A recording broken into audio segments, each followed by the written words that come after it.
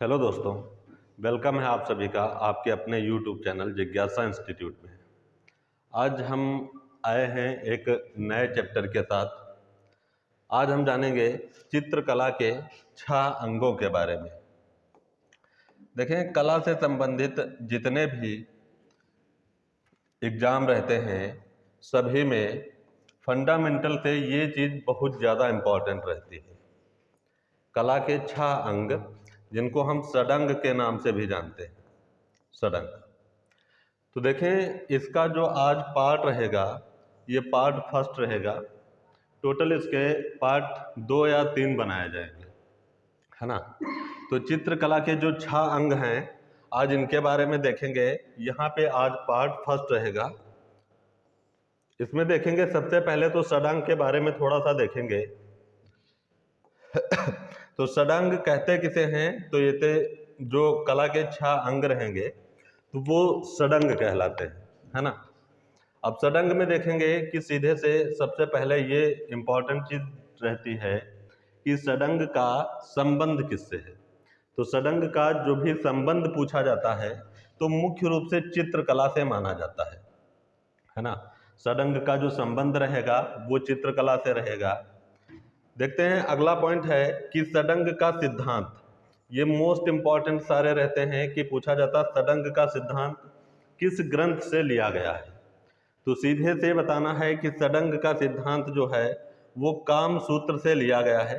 अभी जो काम सूत्र रहेगा ये बहुत ज़्यादा पूछा जाता है, इसके बारे में विधिवत यहाँ पे बताया गया है।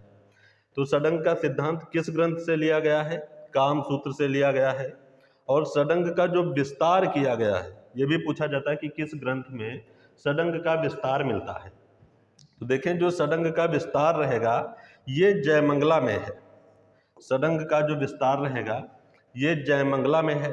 अब देखें एक चीज, जो काम सूत्र है वात्स्यायन कृति काम सूत्र। तो काम सूत्र की वैसे तो कई टीका हुए हैं इसके काम सूत्र के, लेकिन इसकी जो मुख्य और प्रमाणित टीका है वो है जयमंगला। जयमंगला। तो अभी हम विधिवत देखेंगे कि किस अध्याय के किस अधिकरण में जयमंगला नाम से जयमंगला का टीका हुआ है और फिर इसमें जो है षडंग की व्याख्या मिली है। तो सबसे पहले ये चीज समझ लेंगे कि षडंग का सिद्धांत तो काम सूत्र से लिया गया है और इसका विस्तार तो जो काम सूत्र की टीका रही है जयमंगला, तो इसका विस्तार मिलेगा जयमंगला नामक ग्रंथ में या जयमंगला टीका में। इसलिए जयमंगला के लेखक जो हैं ये चेंज रहेंगे, काम सूत्र के लेखक चेंज रहेंगे और षडंग के लेखक, तीनों के लेखक अलग अलग याद करने रहेंगे। संबंध तीनों का एक ही है। काम सूत्र जो है ये मुख्य ग्रंथ रहेगा, इसी की टीका जयमंगला है और जयमंगला में ही षडंग को परिभाषित किया गया है। इस चीज को बखूबी ध्यान से पढ़ना है, ठीक है। आगे देखते हैं।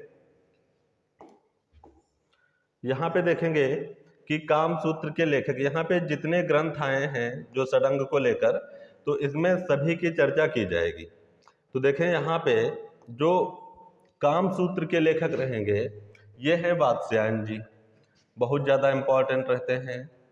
अगला देखेंगे कि जयमंगला के लेखक, तो हमने बताया कि जो काम सूत्र है उसकी टीका है जयमंगला, है ना। इसकी टीकाएं कई सारी हैं, लेकिन जो यहाँ पे प्रमाणित रहेगी तो वो रहेगी जो षडंग को लेकर प्रमाणित है, तो वो जो विख्यात टीका रहेगी वो है जयमंगला। तो जब भी जयमंगला के आथर पूछे जाएंगे तो ये हैं यशोधर पंडित या पंडित यशोधर कह लेंगे, ये रहेंगे यशोधर पंडित जी। अब देखें जयमंगला में जो ये षडंग की व्याख्या की गई है, चित्रकला के 6 अंगों को इसमें प्रतिपादित किया गया है। तो षडंग के लेखक कौन है ये भी पूछा जाएगा। तो षडंग के लेखक या इसके सूत्रधार कौन है? तो ये हैं यशोधर पंडित जी। तो देखें तीनों बहुत चीजें इंपॉर्टेंट रहेंगी, ये विधिवत याद रखना है। पहली बात तो षडंग का विस्तार किसमें है, इसका जो है कहाँ से षडंग लिया गया है और कैसे इसका विस्तार है, किस ग्रंथ से संबंधित है, और फिर इसके लेखक वगैरह या सूत्राधार वगैरह सारी चीजें याद रखनी है। तो काम सूत्र के लेखक वात्स्यायन जी रहेंगे, जयमंगला के लेखक यशोधर पंडित, और षडंग क्योंकि जयमंगला में ही षडंग है तो षडंग के लेखक या सूत्राधार कौन हो जाएंगे? ये भी यशोधर पंडित रहेंगे। ठीक, तो यहाँ तक तो क्लियर हो गया होगा। चलें आगे देखते हैं। अब देखें यहाँ पे काम सूत्र जो रहेगा और जयमंगला रहेगा, तो दोनों के बारे में पहले समझ लेते हैं, फिर चित्रकला के जो 6 अंग रहेंगे जिनको हम षडंग के नाम से जानते हैं, फिर इनके बारे में आगे पढ़ते हैं। तो यहाँ पे देखेंगे, सबसे पहले हम देखते हैं काम सूत्र के बारे में। पहली बात तो देखें, यहाँ से सीधे से क्वेश्चन पूछा जाता है, इनके लेखक ही पूछे जाते हैं, बहुत ज़्यादा इंपॉर्टेंट रहते हैं। तो काम सूत्र के जो लेखक रहेंगे ये वात्स्यायन जी हैं, ये तो क्लियर है। फिर काम सूत्र की भाषा पूछी जाएगी, तो ये संस्कृत भाषा का एक ग्रंथ रहेगा, पोथी रहेगी, पुस्तक रहेगी, कुछ भी कह सकते हैं, ठीक है। अब देखें, जो काम सूत्र का अंग्रेजी में प्रकाशन हुआ तो सर्वप्रथम 1883 में इसका अंग्रेजी में प्रकाशन हुआ था। अगला पॉइंट देखते हैं कि काम सूत्र में कलाओं का उल्लेख, जो इसमें कलाएं उल्लेखित की गई हैं उनकी संख्या कितनी है, तो काम सूत्र में टोटल कलाओं की संख्या जो है वो 64 रहेगी। ये भी बहुत ज़्यादा पूछा जाता है। अगला पॉइंट देखेंगे, संस्करण, जो अभी बताया जा रहा था, संस्करण या टीका कह लेंगे, है ना। तो संस्करण जो है, तो काम सूत्र के कितने संस्करण प्रकाशित हो चुके हैं, तो काम सूत्र के अनेक संस्करण प्रकाशित हो चुके हैं, लेकिन जो जयमंगला भाष्य है इसको अधिक प्रमाणित माना जाता है। ये जो अभी चीज बताई जा रही थी बिल्कुल सेम वही चीज है कि इसके अनेकों संस्करण या टीका जो काम सूत्र के हैं वो प्रकाशित हो चुके हैं, लेकिन सर्वविदित जो है, प्रमाणित सबसे श्रेष्ठ जो है वो जयमंगला है। तो ये भी चीज याद रखनी है। तो ये भाषा, अंग्रेजी में प्रकाशन, और इसमें कलाओं का उल्लेख, और इसमें संस्करण, ये सारी चीजें काम सूत्र से संबंधित हैं। सबसे पहले हम काम सूत्र इसीलिए पढ़ रहे हैं, वैसे काम सूत्र के बारे में ओरल जानकारी भी यहाँ ठीक है, कोई ज़्यादा दिक्कत नहीं रहेगी, लेकिन काम सूत्र के बारे में जानकारी होनी चाहिए क्योंकि यहाँ से क्वेश्चन बहुत ज़्यादा पुट होते हैं।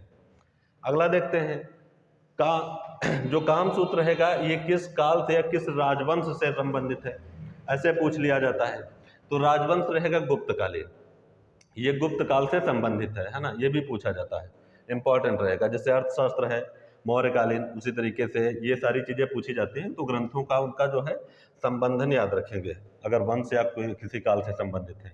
अब देखेंगे इसके बारे में कुछ पॉइंट यहाँ पर दिए गए हैं कि वात्स्यायन ने काम सूत्र के, देखिए वात्स्यायन जी की रचना है काम सूत्र, तो इन्होंने अपनी रचना काम सूत्र में, तो काम सूत्र के प्रथम अधिकरण के 3रे अध्याय में नामांकित जो 64 कलाएं, इसमें कलाओं की संख्या कितनी है, 64, तो 64 कलाओं में चौथे स्थान पर आलेख्य शब्द का प्रयोग किया।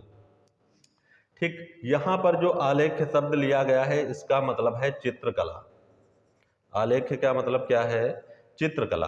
तो काम सूत्र में 64 कलाएं हैं, उन 64 कलाओं में से जो चौथे स्थान पर शब्द रहेगा वो आलेख्य शब्द है, इस चीज को याद रखेंगे।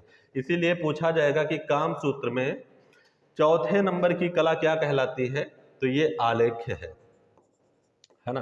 यहाँ पे देखेंगे लिखा है कि काम सूत्र के चौथे नंबर की कला क्या है, आलेख्य है। तो जो इसमें कलाओं की संख्या है, जो इसमें कलाएं उल्लेखित की गई हैं 64, तो उसमें जो चौथे नंबर की कला है वो आलेख्य है, वही पॉइंट यहाँ पे लिखा है। वात्स्यायन कृत है, वो भी क्लियर है, कोई दिक्कत नहीं। अगला पॉइंट देखते हैं कि काम सूत्र के प्रथम अधिकरण के 3रे अध्याय में आलेख्य का उल्लेख किया गया। ठीक, काम सूत्र के प्रथम अधिकरण के 3रे अध्याय में आलेख्य का उल्लेख किया गया। अगला पॉइंट है काम सूत्र के 3रे अध्याय की टीका, वही पॉइंट है जो भी शुरुआत से पढ़ते आ रहे हैं कि काम सूत्र के 3रे अध्याय की टीका जो है वो किसने की, तो यशोधर पंडित ने की। किस नाम से की, जयमंगला नाम से की। इसमें आलेख्य जो इन्होंने टीका की यशोधर पंडित ने, तो इसमें आलेख्य के 6 भेद बताए गए हैं। आलेख्य के 6 भेद, मतलब 6 भेद का मतलब यहाँ पर है 6 अंग, है ना, जिनको षडांग कहते हैं। एक बार फिर से समझ लेंगे, यहाँ पे सारी चीजें क्लियर हो जाएंगी। देखिए, काम सूत्र के प्रथम अधिकरण के 3रे अध्याय में जो 64 कलाएं हैं उसमें चौथे स्थान पर आलेख्य शब्द आया, इसीलिए काम सूत्र में चौथे नंबर की कला क्या है, आलेख्य है। फिर अगला पॉइंट देखेंगे कि काम सूत्र के प्रथम अधिकरण के 3रे अध्याय में आलेख्य है, तो वही चीज लिखी है कि काम सूत्र के 3रे अध्याय की टीका किसने की, तो यशोधर पंडित ने की, है ना। जो टीकाकार रहेंगे कामसूत्र के, ऐसे भी पूछा जाता है कि कामसूत्र के टीकाकार कौन है, तो कामसूत्र के लेखक अलग रहेंगे, टीकाकार अलग रहेंगे। इस चीज को बहुत सावधानी पूर्वक पढ़ना है। तो लेखक रहेंगे कामसूत्र के वात्स्यायन और टीकाकार कौन रहेंगे, यशोधर पंडित जी रहेंगे। तो कामसूत्र के तीसरे अध्याय की टीका यशोधर पंडित ने की और इसमें आलेख्य के इन्होंने 6 भेद बताए, जिनको हम षडांग या चित्रकला के 6 अंगों के नाम से जानते हैं। तो यहां तक तो क्लियर हो गया हमारे हिसाब से, है ना। चलिए आगे आगे देखते हैं।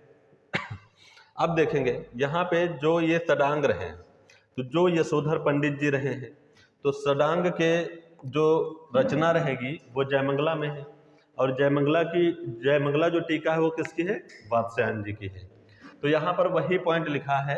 तो कुछ चीजें यहाँ पर पंडित यशोधर के बारे में पूछी जाएंगी, वो चीजें यहाँ पे थोड़ा सा समझेंगे कि जयपुर के राजा, जिनको जय सिंह प्रथम कहते हैं, उनकी सभा में विख्यात विद्वान और राजपुरोहित कौन थे, तो पंडित यशोधर जी थे।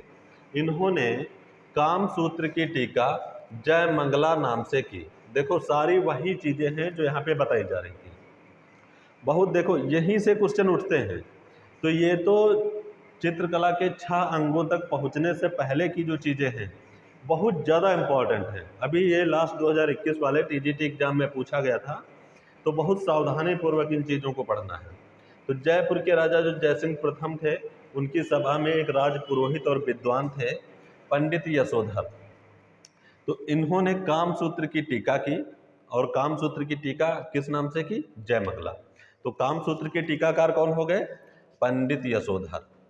ये चीज देखो ध्यान रखना है ना, बहुत ज्यादा पूछा जाता है। कामसूत्र के टीकाकार, तो टीकाकार इसके कौन हो गए, यशोधर पंडित जी।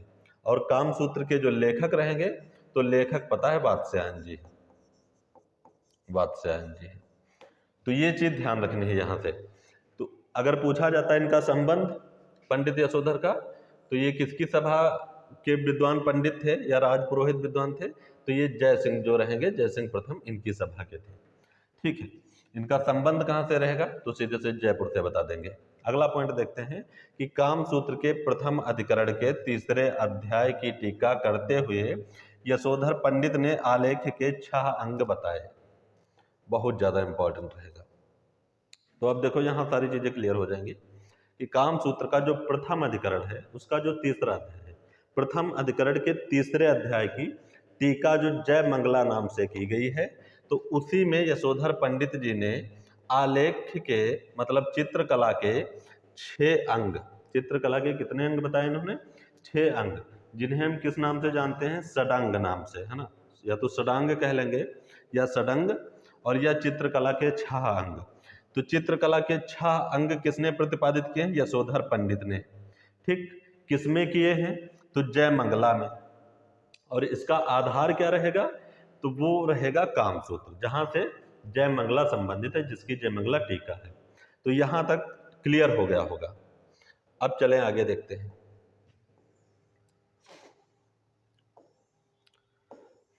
अब देखेंगे थोड़ा सा यहाँ पे जो यशोधर पंडित जी की टीका है जयमंगला, उसमें जो वो रही है उसमें जो षडांग रहे हैं उनके बारे में तो पढ़ लिए हैं।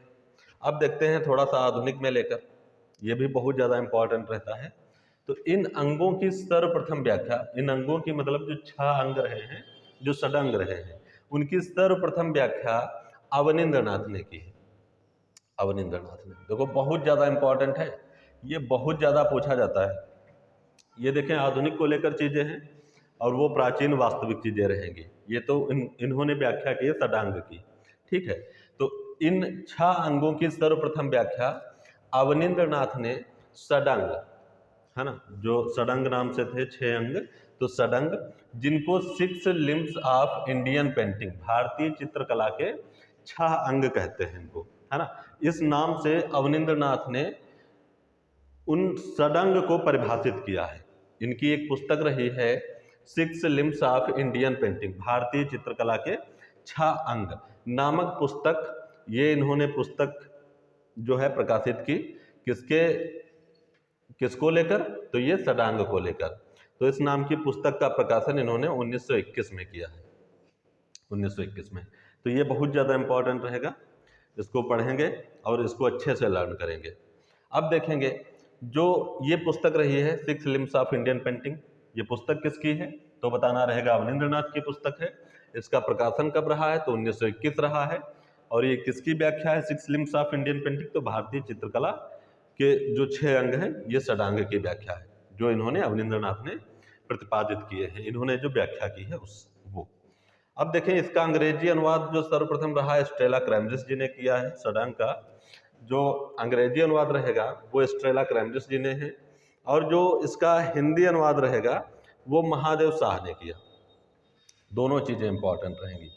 इसका हिंदी अनुवाद सर्वप्रथम किसने किया? तो महादेव शाह जी ने, और इसका जो अंग्रेजी अनुवाद रहेगा ये स्टेला क्रैमरिस जी ने किया। यहाँ तक चीजें क्लियर हैं। तो एक रखना है यशोधर पंडित, जो वास्तविक व्याख्या कर रहे हैं, जिन्होंने षडंग के बारे में सर्वप्रथम बताया है ना। अपनी टीका जो उनकी रही जयमंगला में, उसमें जो उन्होंने षडंग के बारे में बताया। उसके बाद देखते हैं, उसके बाद सर्वप्रथम व्याख्या जो आधुनिक में की गई है वो अवनींद्रनाथ द्वारा की गई है। ये तो प्रकाशन बता दिया गया कि अंग्रेजी में स्टेला क्रैमरिस और हिंदी में महादेव शाह। अब देखते हैं एक और चीज याद करनी यहाँ पे कि चीनी कला इतिहास में, चीनी कला इतिहास में शिल्पाचार्य एक रहे हैं, इनका नाम है सी हो। इनका एक ग्रंथ रहता फा वगैरह, तो जब पूरी डिटेल पढ़ोगे तो वहां पे मिल जाएगा। तो शिल्पाचार्य जो सी हो रहते हैं, व्यक्ति का नाम है सी हो। तो इनके द्वारा, सी हो के द्वारा चित्र षडांग जो रहा है इसका सिद्धांत प्रतिपादित किया गया। ये चीनी कला इतिहास में किया गया था। तो 3 यहाँ पे याद रखने हैं। एक तो यशोधर पंडित जो वास्तविक हो गए, जिन्होंने जयमंगला की टीका में वो सारी चीजें बताई। फिर उसी की व्याख्या अवनींद्रनाथ ने अपने हिसाब से की, और चीनी कला इतिहास में किसने की? तो ये सी हो रहेंगे। तो यहां तक चीजें क्लियर होंगी हमारे हिसाब से। चलें आगे देखते हैं।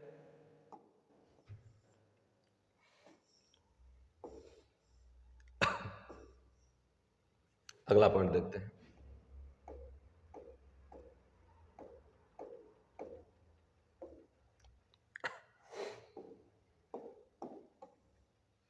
देखिए, पंडित यशोधर ने कामसूत्र की जयमंगला की टीका की रचना कर, मतलब पंडित यशोधर ने कामसूत्र जो ग्रंथ है उसकी टीका की, किस नाम से? जयमंगला नाम से। तो उसकी टीका करके या रचना करके उसमें इस आलेख शब्द के 6 अंगों का उल्लेख किया।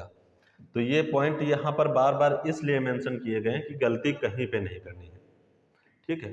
किस हिसाब से ये षडंग आए, कहाँ से लिए गए हैं, कहाँ इनका विस्तार रहा है, कहाँ इनका वर्णन किया गया है, कहाँ से इनका आधार रहा है, सारी चीज़ों को जैसे बताया गया है उस हिसाब से विधिवत पढ़ना। यहीं पे ये लोग गड़बड़ करते हैं। जब क्वेश्चन पूछा जाता है तो थोड़ा सा वहीं पे कंफ्यूज हो जाओगे। बाकी कुछ ऐसा तो है नहीं, कुछ कहीं से नया पूछ लेंगे, पूछेंगे इन्हीं चीज़ों से, तो थोड़ा सा यहाँ पर ध्यान देना है।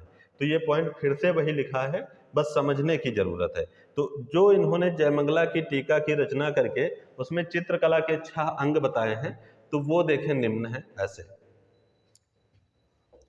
देखें थोड़ा सा, ये एक श्लोक रहेगा, इसके ये श्लोक जो रहता है इसको लर्न ही कर लेंगे अच्छे से, है ना, कंठस्थ कर लेंगे इसको। देखें तो वो 6 अंग कौन से हैं? रूप भेदा प्रमाणानि भाव लावण्य योजनम।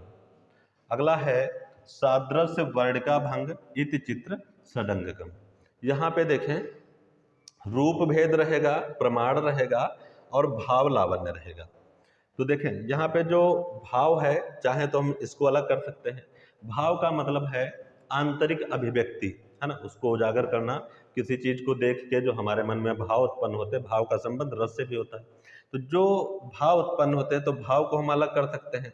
लावण्य का मतलब होता है किसी चीज में बाहरी सौंदर्य को दिखाना, तो हम चाहे तो इसको भी अलग कर सकते हैं, या दोनों को एक साथ में हम परिभाषित कर सकते हैं।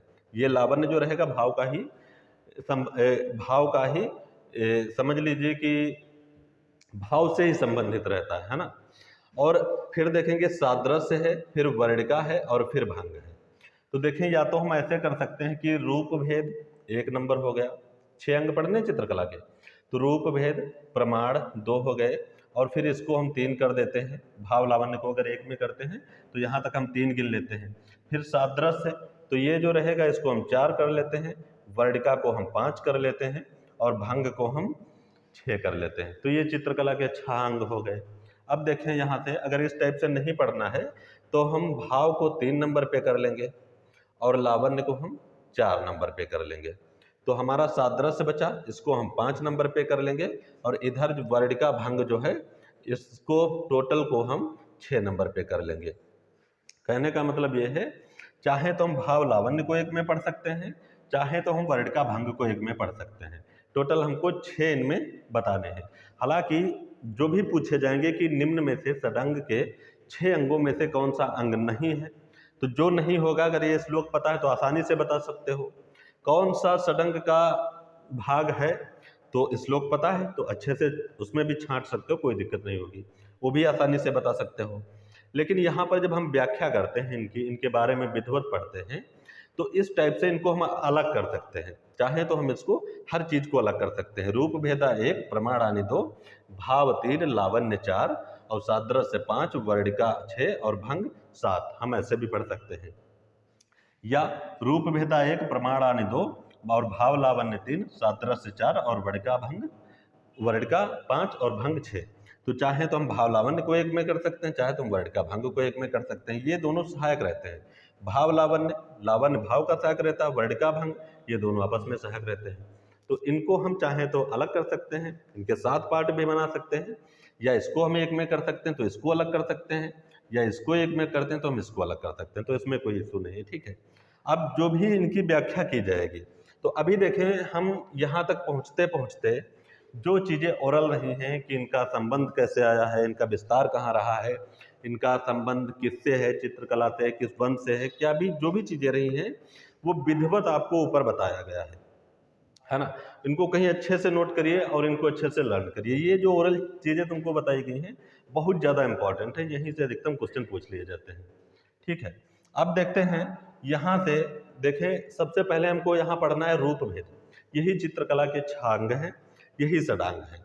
यहाँ से यहाँ तक ये जो श्लोक है ये चित्रकला को लेकर जो 6 अंग बताए गए हैं, ये संपूर्ण इसी में समाहित हैं। अब देखें इसमें सबसे पहला हमारे पास क्या था, रूप भेदा। सबसे पहले हमारे पास इसमें रूप भेदा था। तो सबसे पहले तो देखें इसमें थोड़ी सी इसके बारे में ऐसे ही यहाँ से ही समझ जाएंगे, ज़्यादा कुछ खास पढ़ने की जरूरत नहीं, लेकिन फिर भी हमने यहाँ डिटेल में बता रखा है। देखें यहाँ पे रूप भेदा है, जो सबसे पहला अंग है षडंग का, रूप भेदा। रूप भेदा को रूप भेद कहते हैं, ठीक, यहाँ तक क्लियर हो गया। रूप भेदा को या रूप भेद। फिर देखें इसका मतलब क्या होता है रूप भेदा का। तो जैसा कि नाम है, एक रूप और एक भेद, तो रूपों में भिन्नता है ना। हमारा जो संयोजन हम तैयार करते हैं, अपने चित्र में संयोजन जो तैयार करते हैं, तो उसमें रूपों की जो भिन्नता होती है, रूप दर्शाए जाते हैं, चाहे वो आकार में भिन्न हो या आकृति में भिन्न हो, किसी तरीके से वो भिन्न है, जो उनमें भिन्नता दर्शाई गई है, वो उसको हम किसके अंतर्गत पढ़ते हैं, रूप भेद के अंतर्गत। तो सीधे से रूप भेद को जो डिफिनेशन है इसकी रूप भेद की, तो रूपों में भिन्नता जागृत करना या रूपों में भिन्नता प्रकट करना रूप भेद कहलाएगा। यहाँ तक क्लियर। दूसरे टाइप से दृष्टि का ज्ञान भी इसका मतलब है। जब रूपों में भिन्नता होगा तो हमारी दृष्टि का ज्ञान आभास कराएगा, तो इसलिए इसको दृष्टि का ज्ञान भी कह सकते हो। तो रूप भेद को समझ गए होंगे, जैसा कि इसका नाम है, बीच से इसको डिफाइन कर देंगे, रूप और भेद। कोई भी रूप है उसमें भिन्नता दर्शाना या भेद दर्शाना, संयोजन में जो चीजें बनी हैं उनको अलग अलग दर्शाना रूप भेद रहेगा, बहुत ज्यादा इंपॉर्टेंट रहेगा। तो ये तो हो गई ओरल डिफिनेशन इसकी। अब देखें इसके बारे में थोड़ा सा डिटेल में, थोड़ा सा इसके बारे में देखें, डिटेल से देखते हैं रूप भेद के बारे में।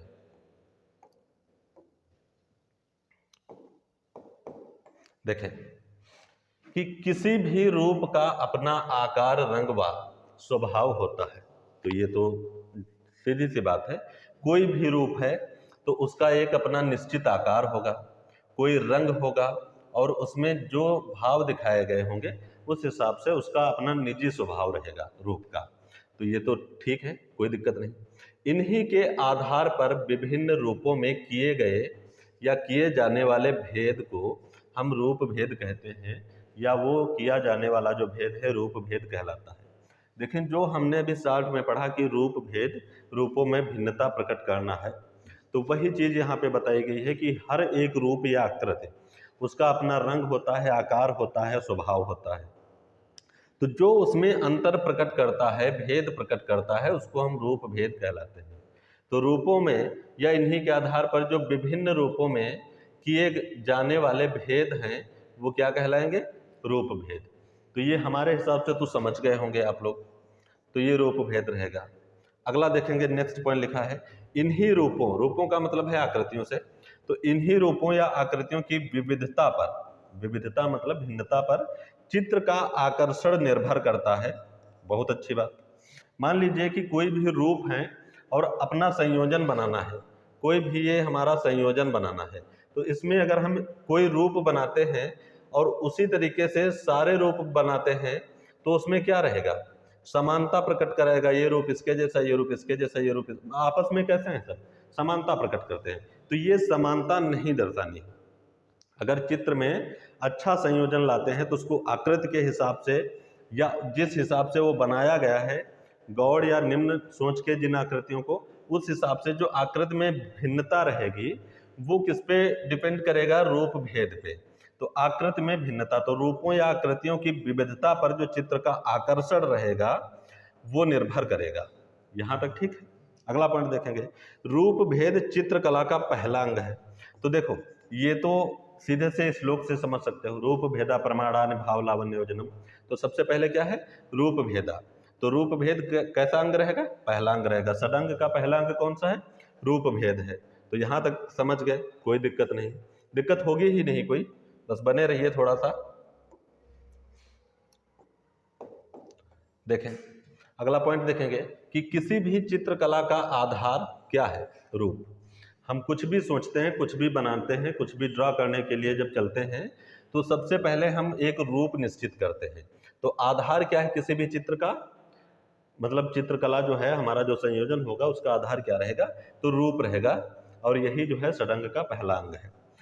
अनेक आकृतियां सुनियोजित होकर चित्रकला का निर्माण करती हैं। देखो, रूप जब भी हम धरातल पर निर्माण करते हैं, निर्मित करते हैं, तो कोई भी जो हमारा संयोजन है उसमें 10 आकृतियां, 5 आकृतियां हैं, तो अनेक आकृतियां मिलकर उनका अपना आकार रहेगा, अपना रंग रहेगा, अपना स्वभाव रहेगा। तो वो जो है वो चित्रकला का निर्माण करती है सुनियोजित तरीके से।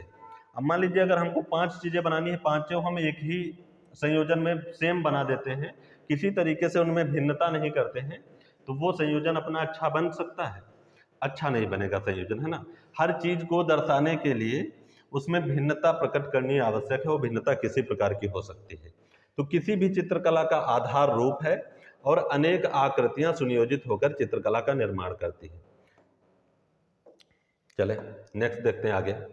अब देखें रूप को देखने के प्रकार। तो यहां तक जो रूप भेद का मतलब था तो वो तो हमारे हिसाब से बिल्कुल क्लियर हो गया होगा कि रूप भेद क्या होता है। अब देखते हैं यहाँ पे कि रूप को देखने के प्रकार। रूप को हम कितने प्रकार से देख सकते हैं? तो रूप को हम 3 प्रकार से देख सकते हैं, ठीक है। किसी भी रूप को हम 3 प्रकार से देख सकते हैं। पहला, आंखों द्वारा, किसी भी रूप को हम आंखों द्वारा देख सकते हैं। दूसरा देखेंगे स्पर्श द्वारा, अगर हम आंखें या रोशनी वहाँ नहीं है, या मान लीजिए हम आंखों से नहीं देख सकते हैं, तो हम स्पर्श करके उसकी अनुभूति कर सकते हैं। अगला देखते हैं आत्मा के अनुभव द्वारा, इसका मतलब है महसूस करके, किसी ने बताया ऐसी चीजें हैं वहाँ पे, ऐसा बना है, ऐसा बना है, तो महसूस करके उसका अंदाजा लगा लेते हैं। तो रूप को देखने के जो प्रकार रहेंगे वो कितने रहेंगे? 3 रहेंगे, आंखों द्वारा, स्पर्श द्वारा और आत्मा के अनुभव द्वारा। तो यहाँ तक कुछ चीजें क्लियर हो गई। अगला देखते हैं। देखें, जब एक अंग संपूर्ण क्लियर हो जाएगा तब आगे चलेंगे, ठीक है। अभी रूप भेद चल रहा है तो सबसे पहले रूप भेद के बारे में समझेंगे। अब देखेंगे रूप के भेद। कोई भी जो रूप होता है तो उसके जो भेद हैं, तो सबसे पहले देखें यहाँ पे ग्रंथ लिखा है विष्णु धर्मोत्तर पुराण। तो ये पूछा जाएगा और इम्पॉर्टेंट भी रहता है, जिसे पूछा जाएगा कि विष्णु धर्मोत्तर पुराण में रूप के कितने भेद बताए गए हैं। तो विष्णु धर्मोत्तर पुराण के अनुसार रूप के कितने भेद हैं? तो 4 भेद हैं। अभी तक हमने देखा कि रूप को हम कितने तरीकों से देख सकते हैं।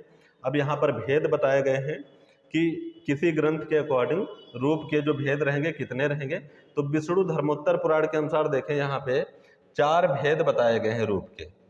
तो इन इन 4 भेदों में जो रहेगा सत्य है, नागर है, वैदिक है और मिश्र है। ये 4 भेद जो हैं ये विष्णु धर्मोत्तर पुराण में रूप के बताए गए हैं, सत्य, नागर, वैदिक और मिश्र। तो इन चीजों को अब चाहें तो इन चीजों को व्याख्या स्वरूप पढ़ सकते हो, जैसे सत्य है, यथार्थ है, एक मिनट सॉरी। तो ये जो चीजें रही हैं तो इनको चाहे तो व्याख्या स्वरूप पढ़ सकते हैं। यहाँ पर हालांकि इतना डिटेल नहीं है, लेकिन फिर भी जो भी चीजें बताई जाएंगी वो एक हद तक बहुत ही ज्यादा मात्रा में है और उनसे ज्यादा बढ़कर कुछ भी नहीं पूछा जाएगा। ठीक है, थोड़ा सा यकीन रखना रहेगा। अगला देखते हैं मानसो उल्लास, जो सोमेश्वर कृत है, और अभिलाषार्थ जो चिंतामणि कृत है। देखें इसके अनुसार जो रहेगा तो रूप के भेद कितने हैं? 5 रूप के भेद हैं यहाँ पे। ये जो रूप के भेद रहेंगे कौन से रहेंगे? विद्ध है, अविद्ध है, रस चित्र है, भाव चित्र है और धूलि चित्र है। ये जो है 5 भेद रहेंगे इन ग्रंथों के हिसाब से। ठीक, अगला देखते हैं महाभारत में जो रूप के भेद बताए गए हैं, तो थोड़ा सा ये भी देख लेंगे। महाभारत के अनुसार जो रूप के भेद बताए गए हैं वो हैं 16 प्रकार के, है ना। जो महाभारत में भेद बताए गए हैं वो हैं 16 प्रकार के। इसी तरीके से अवनी बाबू वगैरह रहते हैं तो इनके अनुसार 18 रहते हैं और ये भी महाभारत से संबंधित रहते हैं। इनका जो आधार इन्होंने लिया है तो महाभारत से संबंधित है। तो महाभारत के अनुसार यहाँ पे 16 प्रकार के भेद बताए गए हैं।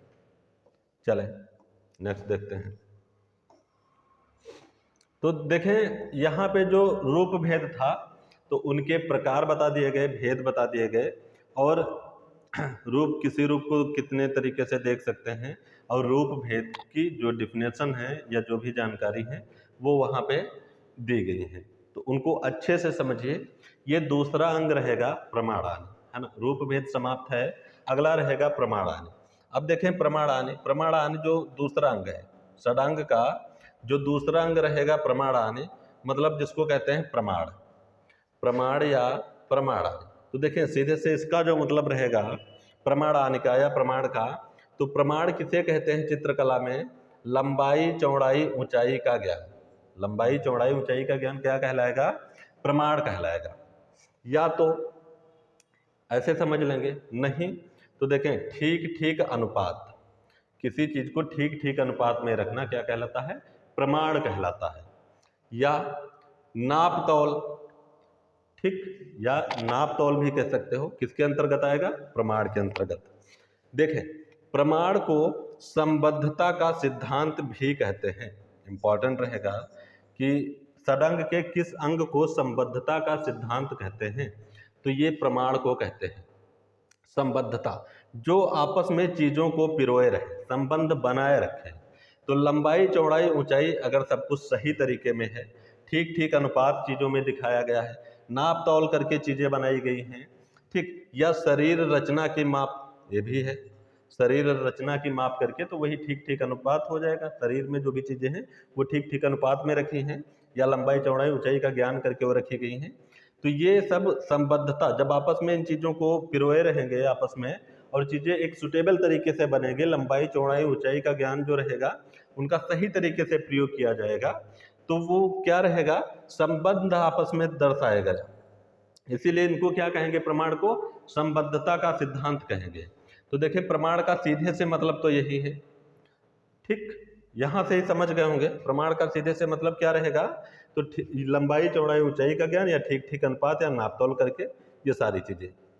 देखें अगला पॉइंट क्या है, तो देखें यहाँ थोड़ा सा डिफिनेशन तौर पे दिया गया है कि यह चित्रकला का वह अंग है जिसके द्वारा हम प्रत्येक चित्र का मान, लंबाई, चौड़ाई आदि निर्धारित कर वस्तु की यथार्थता या वास्तविकता का ज्ञान उसमें भर सकते हैं या भर सकें।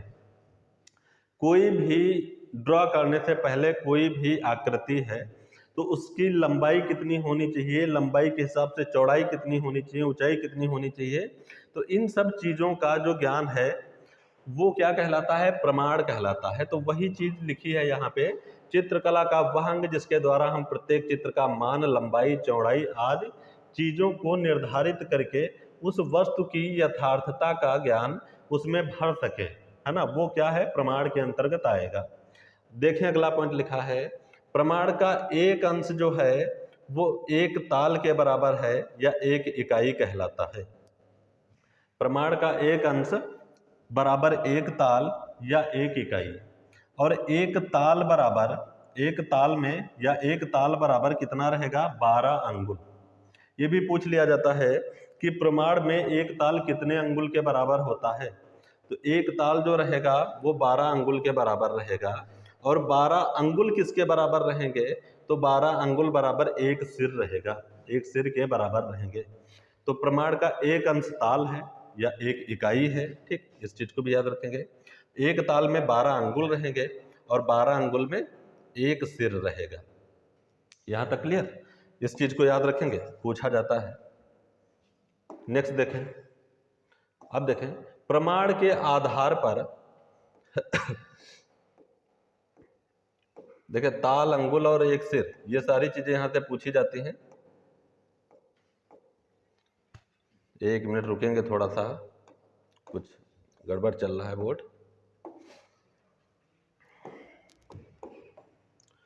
देखें प्रमाण के आधार पर पुरुष आकृतियों के भेद, ठीक, जो प्रमाण है उसके आधार पर पुरुष आकृतियों के जो भेद रहेंगे, तो देखें इस प्रकार है। विष्णु धर्मोत्तर पुराण प्रमाण के आधार पर 5 प्रकार के पुरुष बताए गए हैं। जो प्रमाण के आधार पर पुरुषों के प्रकार रहेंगे विष्णु धर्मोत्तर पुराण के अनुसार, तो ये 5 रहेंगे, ठीक। प्रमाण के आधार पर पुरुष आकृतियों के जो भेद हैं, तो विष्णु धर्मोत्तर पुराण ने प्रमाण के आधार पर 5 प्रकार के पुरुष माने हैं। नंबर 1 जैसे हंस पुरुष, तो हंस पुरुष 108 अंगुल का होता है, अभी अंगुल बताए गए। तो हंस पुरुष कितने अंगुल का रहेगा, 108 अंगुल का। और भद्र पुरुष जो है ये 106 अंगुल का रहेगा, और मालव्य पुरुष जो है 104 अंगुल का रहेगा। ये सब किसके अकॉर्डिंग रहेगा, विष्णु धर्मोत्तर पुराण के अनुसार रहेगा। अगले देखते हैं कि देखें अगला है रोचक पुरुष। रोचक पुरुष, तो रोचक पुरुष जो रहेगा कितने अंगुल का रहेगा, 100 अंगुल का रहेगा। और शशक पुरुष जो रहेगा वो 90 अंगुल का रहेगा। तो विष्णु धर्मोत्तर पुराण के अनुसार ये 5 चीजें यहाँ पे बताई गई हैं, ठीक है, 5 प्रकार बताए गए हैं। नेक्स्ट देखते हैं, देखें अगला पॉइंट है, तो वो तो देखो अंगुल में चीजें बताई गई हैं। अब यहाँ पे देखें नेक्स्ट पॉइंट है इसी में कि शिल्पाचार्यों ने प्रमाण के आधार पर 5 प्रकार के रूपों का वर्णन किया है। शिल्पाचार्यों ने प्रमाण को लेकर 5 प्रकार के जो हैं वो रूप बताए हैं, या 5 प्रकार के रूपों का वर्णन किया है। इसमें देखें कि शिल्पाचार्यों के अलावा एक रहते हैं शुक्राचार्य, इन्होंने पुरुषों के 5 प्रकार बताए हैं। तो देखो थोड़ा सा अंतर रहता है, ये जो 5 प्रकार आपके यहाँ पे लिखे हैं, तो ये यहाँ पे जो बताए गए हैं ये शुक्राचार्य के अनुसार है।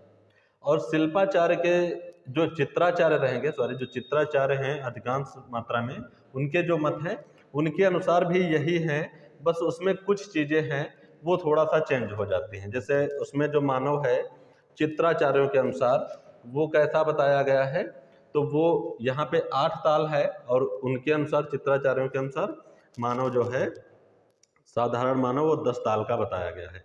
तो यहाँ पर जो ये भाग बताए गए हैं ये शुक्राचार्य के अनुसार बताए गए हैं।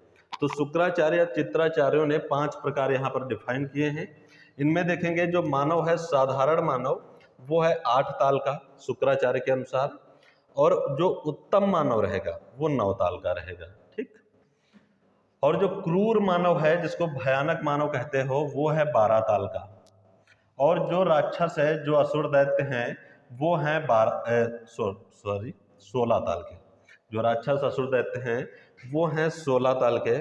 और वामन जो हैं, वामन या कुमार, तो ये हैं 8 ताल के। और बालक जो है वो है 5 ताल का। तो ये ताल में जो यहाँ पे है मनुष्यों की, यहाँ पे प्रमाण बताया गया है, मनुष्यों का प्रमाण बताया गया है। तो ये चीज़ें ध्यान रखेंगे, ये शुक्राचार्य के अनुसार है सारी चीज़ें, ज़्यादा अंतर नहीं है चित्राचार्यों में और शुक्राचार्य में, बस मानव जो है उसको थोड़ा सा देख लेंगे। मानव को उन्होंने 10 में माना है और इन्होंने 8 और 9 में। अब देखेंगे जो सिर बताया गया था, अभी बताया गया था कि 12 अंगुल बराबर एक सिर होता है, तो सिर के भी भाग पूछे जाते हैं। तो सिर के कितने भाग रहेंगे? सिर को 4 भागों में बांटा जाता है। नंबर 1 रहेगा, ये यहाँ पर कैसे लिखा है, ये है केस, केस मतलब बाल। अगला है ललाट, अगला है नासिका, ये नासिका है मतलब नोज, और ये है ओष्ठ, ओष्ठ मतलब होंठ, ये है। तो सिर को 4 भागों में बांटा गया है जो ये सामने लिखे हैं, ठीक है। तो देखें एक पॉइंट और लिखा है कि मानव शरीर, चलो ऐसे देखते हैं कि भारतीय प्रमाण के अनुसार मानव शरीर 7.5 या 7 सही 1/2 कर सकते हो इसको। देखें जो भारतीय प्रमाण के अनुसार मानव शरीर है वो 7 सही 1/2 अनुपात में है, ठीक, यह इतने भाग में बटा है, यह 7.5। ये भी याद रखना है, ये भारतीय प्रमाण के अनुसार है, यहाँ पे जो बांटा गया है। वेस्टर्न कलाकार जो मूर्तिकार माइकल एंजेलो हैं, इनका सबसे अच्छा काम देखेंगे सिस्टम चैपल में मिलता है। 1508 से 1512 तक इन्होंने सिस्टम चैपल में कार्य किया है, और सिस्टम चैपल में इन्होंने 3 फलक और 3 हर एक फलक में 3 भाग किए हैं, मतलब टोटल 9 फलक बनाए हैं ना, 3 फलक को लेकर और 3 भागों को लेकर 9 भाग बनाए हैं, खंड बनाए हैं, 3 फलक हैं वहाँ पे। तो सिस्टम चैपल से इनके लिए क्वेश्चन आता है, इंपॉर्टेंट है। तो इन्होंने माइकल एंजेलो ने संपूर्ण मानव देह कृति को 8 भागों में बांटा है, इंपॉर्टेंट रहेगा, ठीक। इन्होंने जो संपूर्ण मानव देह कृत है उसको 8 भागों में बांटा है। अब देखें नोट करके पॉइंट लिखा है कि स्त्रियों को पुरुषों से छोटा बनाया गया है। साधारण तौर पे स्त्रियों को पुरुषों से छोटा बनाया गया है, ठीक, तो ये तो याद ही रहेगा। अब देखें यहाँ पे जो आज पार्ट जो फर्स्ट बताया गया है यहाँ पे, तो इसमें देखें